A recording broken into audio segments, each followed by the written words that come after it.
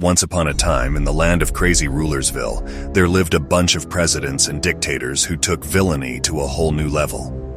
Let's take a stroll through their wild antics. Joseph Stalintastic Stalin. Known for his party tricks, like making political opponents disappear without a trace, he threw a great famine-themed party too, leaving Ukraine famished for more. Kim Dear Leader Jong-il loved his hair more than his people. His hairdos were so wild, they made his country's human rights abuses seem subtle.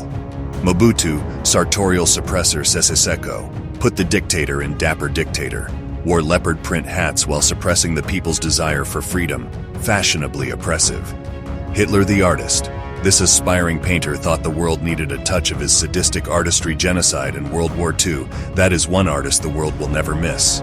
Saddam Fashionista Hussein redefined style with his fabulous collection of military uniforms, and who could forget the trendy chemical attack fashion statement? Idi, the Joker Amin, showed the world how a dictator with a sense of humor rules by casually feeding opponents to crocodiles.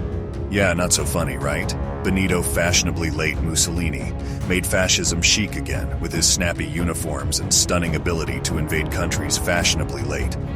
Mao, great leap of food.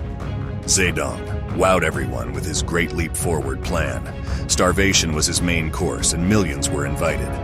Francisco Franco Fabulous Franco brought his flair for authoritarianism to Spain, where he was the life of the party, if the party involved censorship and executions. Nikolai the Stylist Ceausescu redefined fashion with his collection of elaborate hats, while his people were left suffering with the shortage of essentials.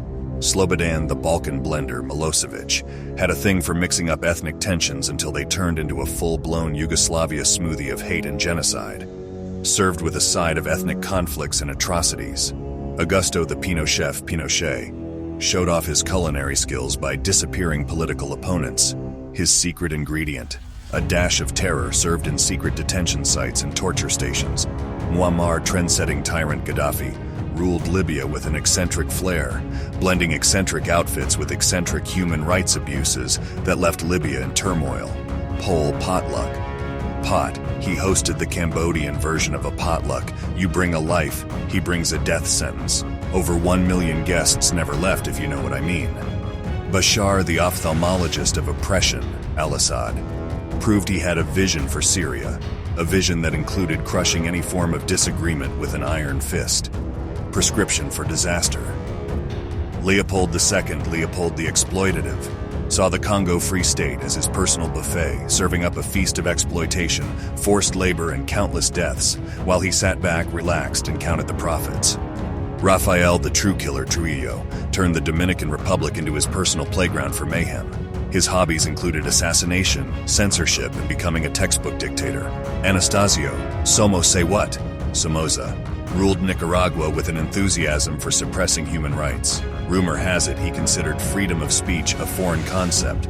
Saddam Deja Vu dictator Hussein felt it was necessary to make the list twice. This time he is accused of killing over 60,000 Iraqi people. Well, at least that's what international organizations say. Hafez the Butcher of Hama al-Assad proved that some family traditions are just plain scary. Passed down the art of oppression and brutality to his son Bashar, Mengistu Red Terror tailor Haley Merriam designed a wardrobe of fear and terror for Ethiopia. His signature look, mass executions and disappearances, accessorized with paranoia. Kim, eternal ruler Il-sung, showed off his eternal youth by leading North Korea with an iron grip. His secret to immortality? Repression and isolation with a side of nuclear brinkmanship. Omar, the Sudanese strongman al-Bashir, orchestrated a grand performance of war crimes and genocide in Darfur. His rule was a tragic masterpiece in the theater of suffering. Hideki, Emperor of Extremes. Tojo took Japan to extremes in World War II, from Pearl Harbor to horrific treatment of prisoners of war. Jean Bedel, the coronated crook Bokassa, crowned himself emperor and threw a royal tantrum, complete with executions and looting. Who knew a coronation could be so chaotic? Yahya, the Gambian gambler Jama, played a high-stakes game of dictatorship, wagering with lives and human rights. The house always won, and by house we mean him. Teodoro, Equatorial Enigma Obiang Nguema Mbasogo, turned Equatorial Guinea into a riddle wrapped in a mystery inside an oppressive regime. If only human rights were part of the puzzle.